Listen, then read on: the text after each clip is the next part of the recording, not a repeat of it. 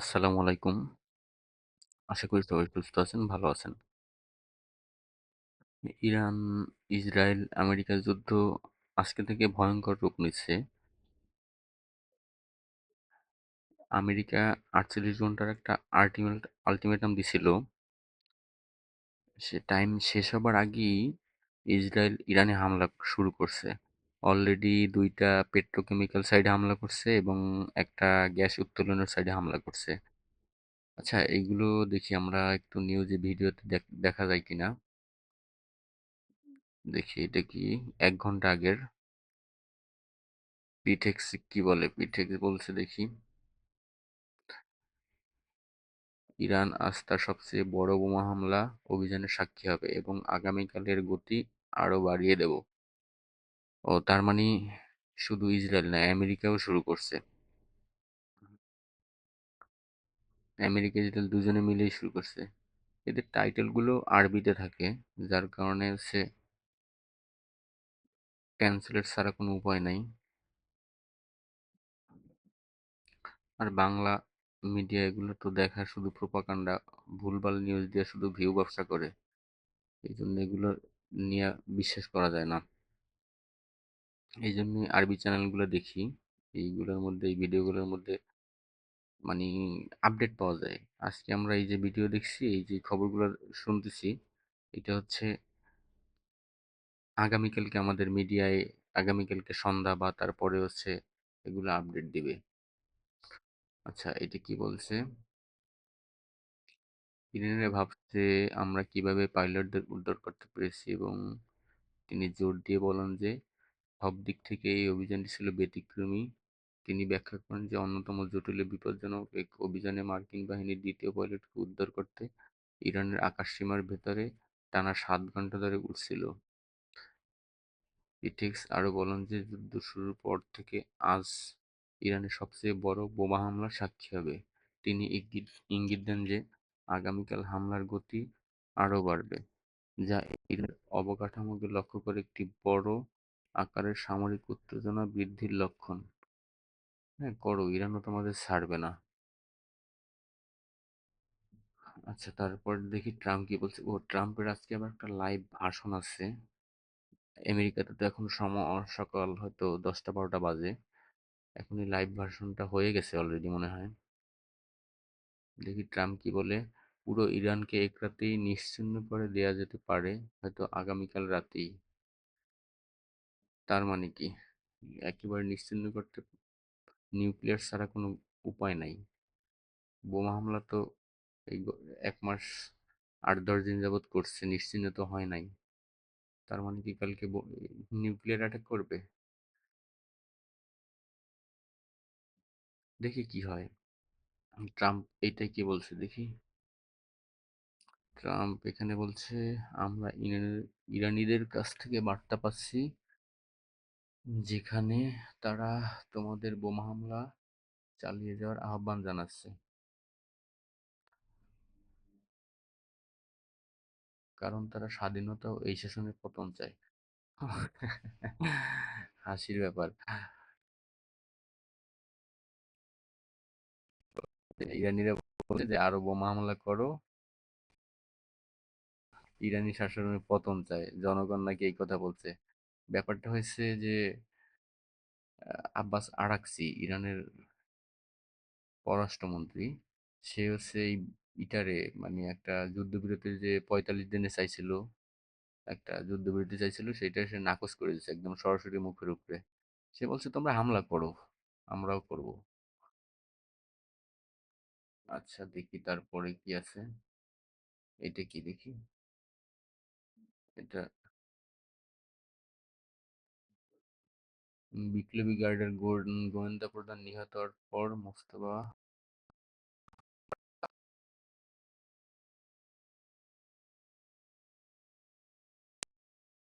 ইরানের বিপ্লবী গার্ডের, এটা সম্ভবত আপনারা সবাই জানেন, কারণ এটা এত নতুন খবর না, এটা বেশ পুরনো খবর। আজকে সারাদিন দুইজন, ইরানের দুইজন নেতা হত্যা হয়েছে। বিপ্লবী গার্ডের আপনার সিকিউরিটি সম্ভবত না, গোয়েন্দা প্রধান, আইআরজিসির গোয়েন্দা প্রধান, আর একজন সম্ভবত একজন সেনাবাহিনী সম্ভবত। আচ্ছা ঠিক আছে। আচ্ছা, আপনাদের আরেকটা নিউজ দিচ্ছি। আমাদের একটা টেলিগ্রাম চ্যানেল আছে, ওই টেলিগ্রাম চ্যানেলে হচ্ছে একদম আপডেট যে খবরগুলো, সেই খবরগুলো দেয়া হয়। ঠিক আছে, ওইটা দিলে এই আপনার এই ফেসবুকে অথবা ইউটিউবে অনেক ভিডিও দেয়া যায় না, যেগুলো দিলে হচ্ছে আইডি ব্যান হয়ে যায়। এই জন্য হচ্ছে টেলিগ্রাম, এগুলো সব দেওয়া যায়, টেলিগ্রাম, টুইটার। সরি। ইরানের সর্বোচ্চ নেতা মোস্তফা কামানি বলেছেন যে এই হত্যাকাণ্ড সত্ত্বেও ইরান ঐক্যবদ্ধ থাকবে। তিনি জোর দিয়ে বলেন, বিপ্লবী গার্ডের গোয়েন্দা প্রধান মাজিদ খাদেমির হত্যাকাণ্ড সামরিক কাঠামো বা সশস্ত্র বাহিনীর সংহতিকে প্রভাবিত করবে না। তিনি আরো বলেন, এই অভিযানগুলোর ইরানের সামরিক ব্যবস্থাকে অস্থিতিশীল করতে সফল হবে না। সশস্ত্র বাহিনী পূর্ণ শক্তিতে তাদের কাজ চালিয়ে যাবে এবং নেতাদের লক্ষ্যবস্তু করার প্রচেষ্টা ইরানের কৌশলগত গতিপথ পরিবর্তন করতে পারবে না। এটা সে একজন সর্বোচ্চ নেতা, তার যেরকম ভাষণ দেয়ার সেরকমই বলছে, আহামরি কোনো কিছু না। আচ্ছা, আমরা আমাদের টেলিগ্রাম চ্যানেলে একটু যাই, ওইখানে গিয়ে দেখি কি অবস্থা। ওইখানে আশা করি নতুন নতুন নিউজ পাবো।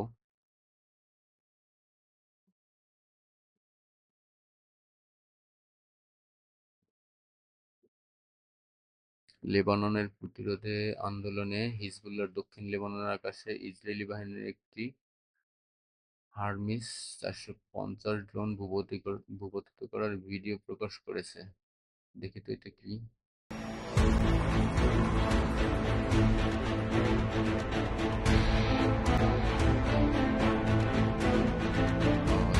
ইসরায়েল একটি ড্রোন ভূপাতিত করছে।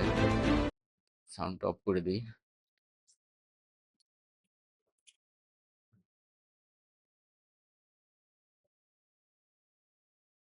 হ্যাঁ। আচ্ছা, ধন্যবাদ সরার ভাই।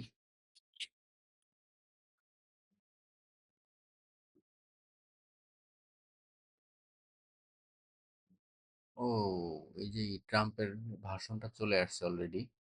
দেখি তো ট্রাম্প কি বলছে আজকে, ট্রাম্পের ভাষণটা একটু পড়ি। সাংবাদিক করছে, ইরানে যুক্তরাষ্ট্রের উদ্দেশ্য কি এতদিন পরে বলে। আচ্ছা, ট্রাম্প বলছে, আমার হাতে ক্ষমতা থাকলে আমি কি করতাম, ওদের তেল নিয়ে নিতাম, কারণ এটা নেয়ার জন্যই পড়ে আছে, ওরা কিছু করতে পারতো না। তাহলে তোমার হাতে ক্ষমতা নাই ট্রাম্পের হাতে। আচ্ছা যাই হোক, আগে পড়ি তারপরে বিস্তারিত বলি। দুর্গ দুর্ভাগ্যবশত আমেরিকানরা চায় আমরা দেশে ফিরে আসি। আমার উপর ছেড়ে দিলে আমি তেলটা নিয়ে নিজের কাছে রেখে দিতাম, প্রচুর টাকা বানাতাম, আর ইরানের জনগণের দেখভালও এখনকার চেয়ে অনেক ভালোভাবে করতাম। তারপরে সাংবাদিকের প্রশ্ন, যুদ্ধের লক্ষ্য কি সরকার পরিবর্তন? আপনারা কি বিক্ষোভকারীদের অস্ত্র দিচ্ছেন?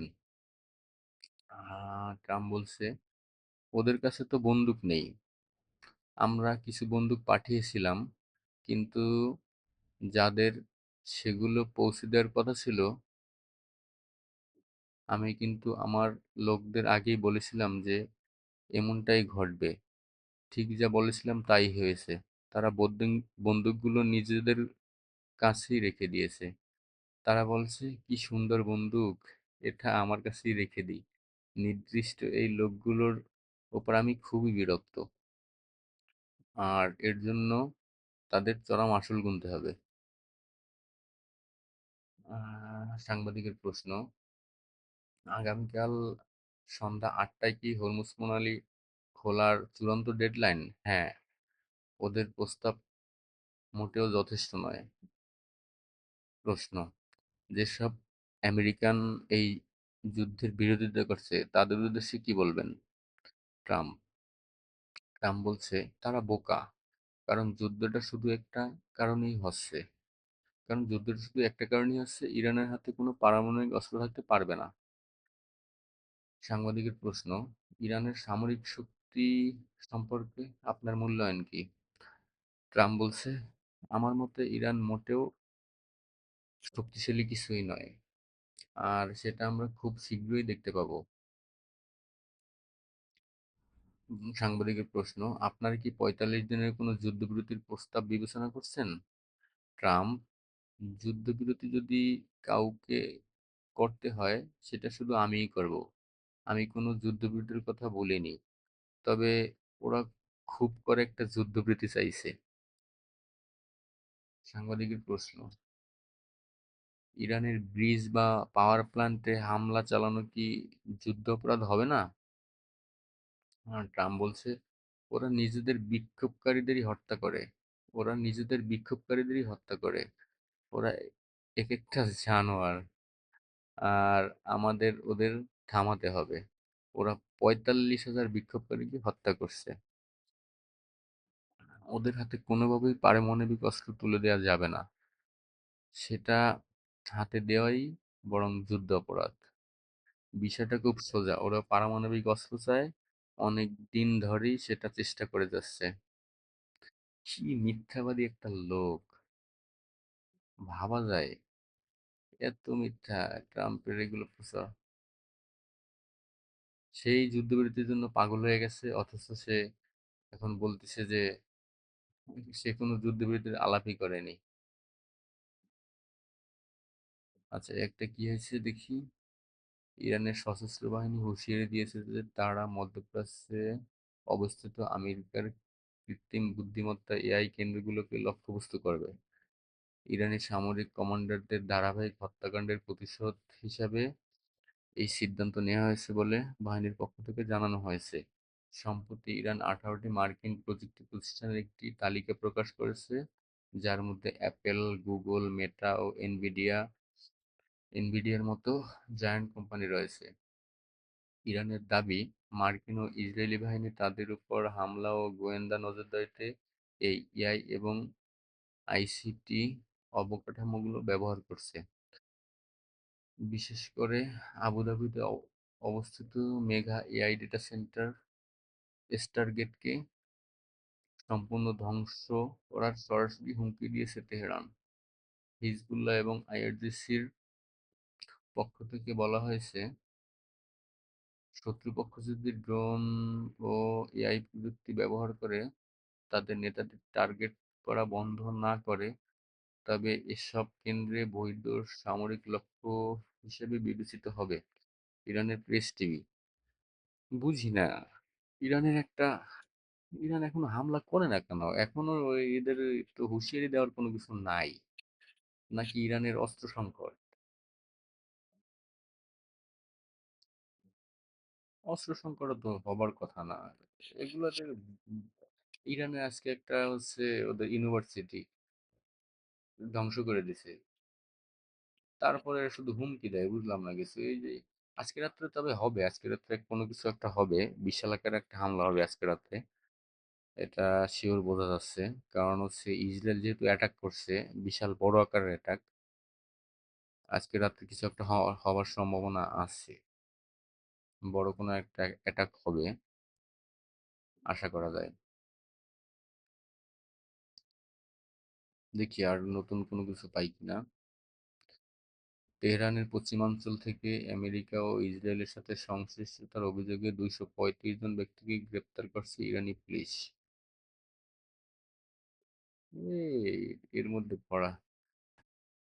গ্রেপ্তার গ্রেপ্তারকৃতদের মধ্যে 93 জনকে ইতিমধ্যে আদালতে।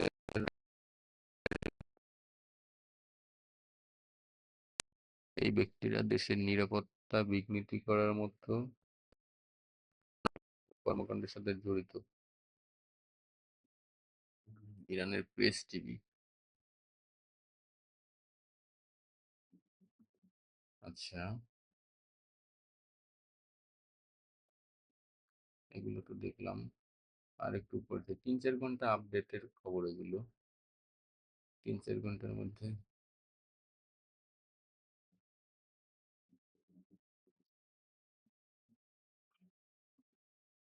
ও, একটা খবর হচ্ছে, ফ্রান্স যুক্তরাষ্ট্র থেকে নিজেদের সব স্বর্ণমজুদ কায়দা করে সরিয়ে নিল ফ্রান্স।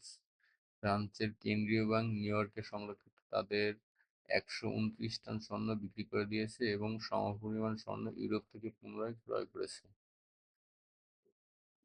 তারা এসব বর্তমান মানদণ্ড অনুযায়ী সংরক্ষিত করছে। বিশ্ববাজারে স্বর্ণের দাম বৃদ্ধি পাওয়ায় এই লেনদেন থেকে ব্যাংকটি 12.8 বিলিয়ন ইউরো মুনাফা অর্জন করেছে। ও মাই গড! কিন্তু লাভ কি? স্বর্ণটা তো আমেরিকা থেকে নিতে পারে নাই, স্বর্ণটা আমেরিকায় রয়ে গেছে। তাদের কাছ থেকে সে ইউরোপ থেকে স্বর্ণগুলো নতুন করে কিনছে, কিন্তু স্বর্ণটা তো মেইন স্বর্ণটা তো আমেরিকায় রয়ে গেছে, ওইখান থেকে স্বর্ণ নিতে হবে। তাদের কাছ থেকে ডলার নিলে হবে না, কারণ ডলার নিয়ে তাদের দুর্বল করা যাবে না। তারা ডলার ছাপাইতে পারে, আর ডলার ছাপাইলে তাদের মুদ্রাস্ফীতি হয় না, এটা একটা বিশাল কারণ।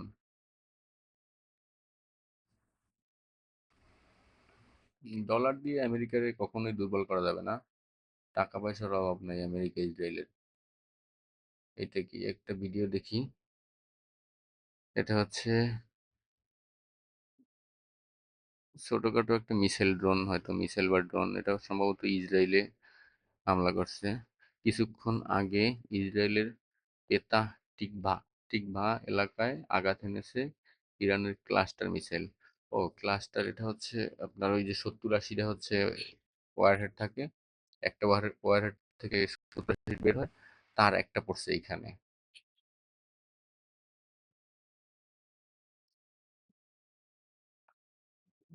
দক্ষিণ পশ্চিম ইরানের বুশেহার। ও মাই গড, এটা তো বিশাল আক্রমণ। বুশেহার শহর, এখানে হচ্ছে ইরানের হচ্ছে পারমাণবিক বিদ্যুৎ কেন্দ্র আছে রাশিয়ার। ও মাই গড, কি এক বোমা মারছে দেখেন। বিশাল, ওদের বোমাগুলো অনেক ধ্বংসাত্মক বেশি হয়, আসলে ওদের অস্ত্রগুলো অনেক আপডেট। এরকম, হায় হায় রে, কি অবস্থা ইরানের।